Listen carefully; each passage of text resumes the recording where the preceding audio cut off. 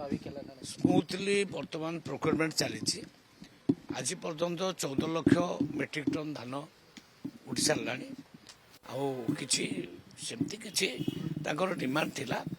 Demand अनुसार मुझे officer मान सहित बसतु एवं काली अनेक डिमांड भी मानि नहीं कस्टडी मेन्टेनान्स 3 मास आम से जो मागुला 3 मास भी ऑर्डर हो ट्रांसपोर्टेशन पैसा किसी बढ़ाई कहते से विषय आम कथा देचु आम से विषय चर्चा आलोचना करी आगू से बुझबू एवं आगे जो गोटे दुटा डिमांड अच्छी तापर सरकार पूरा विचार कर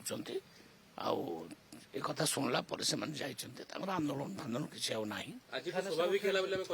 उठुचे पूरा धान उठिला लिफ्टिंग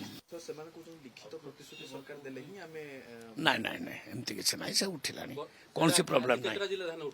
सबू जिले प्राय 19टा जिले में बर्तमान प्रोक्योरमेंट चलती।